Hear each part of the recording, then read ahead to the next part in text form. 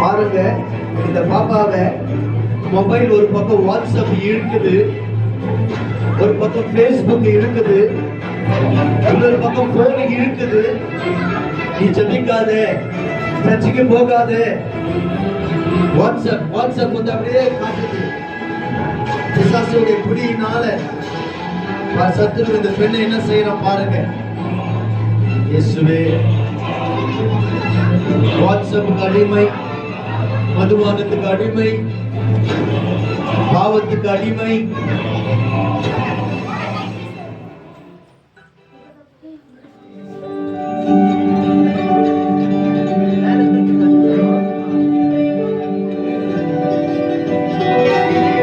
தவறான பழக்கங்கள் இன்றைக்கு நடக்கிறதை உங்கள் மத்தியில நாங்கள் போட்டு காட்டுக் கொண்டிருக்கிறோம். திருமணம் ஆய கூட தவறான உறவுகள் இன்றைக்கு குடும்பங்களை கட்டி வைத்திருக்கு. தவறான உறவு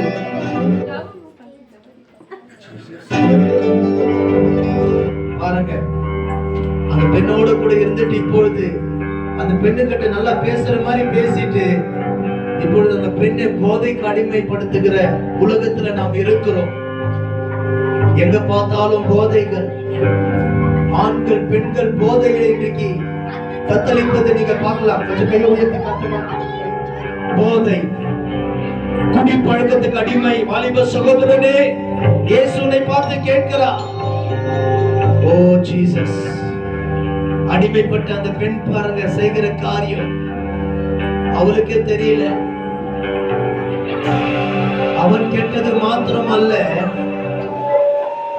அநேக பேரை இதை தவறான வழியில் நடத்துகிறதை நாம் பார்க்கிறோம். போதைக்கு அடிமை, கஞ்சாவுக்கு அடிமை. நீங்க பார்க்கிற காரியத்தை கொஞ்சம் தயவு செய்து பாருங்க. இன்றைக்கு நடக்கிற உலகத்துல நாங்கள் உங்களுக்கு போட்டு, இது ஒரு கதை அல்ல, இன்றைக்கு நடக்கிறதை நாங்கள் உங்களுக்கு சொல்லிக் கொண்டு இருக்கிறோம். போதை ஒரு மனுஷனை அடிமைப்படுத்தி விடும். மதுவான ஒரு மனுஷனை அடிமைப்படுத்தி விடும். பிசாசினால் இந்த பெண்கள் கஷ்டப்படுகிற, இந்த சகோதர சகோதரி கஷ்டப்படுகிற காரியத்தை பாருங்க. இயேசு தேடி வரா, இயேசு தேடி வரா. மதுவானத்தில் அடிமைப்பட்டிருக்கிறவங்க இயேசு தேடி வரா. ஓ ஜீசஸ். இயேசுவே, ஒரு பக்கம் பிசாசி போராடுகிறார், ஒரு பக்கம் பிசாசி போராடுகிறார், ஒரு பக்கம் பிசாசி எழும்புகிறான். ஆனால் ஜெயமோ இயேசு கொடுத்த. நல்ல ஒரு கையை தட்டி ஆண்டவருக்கு நன்றி சொல்லுங்க. இயேசுவின் பிள்ளையாய் மாறிவிட்டார்கள். நல்லா கையை தட்டுங்க. இயேசுவுக்கு கையை தட்டுங்க. இப்ப மதுவானம் இல்லை. ஹல்லேலூயா, ஆமென், ஆமென். நல்லா மீண்டும் ஒரு கையை தட்டுங்க. ஸ்தோத்திரம்.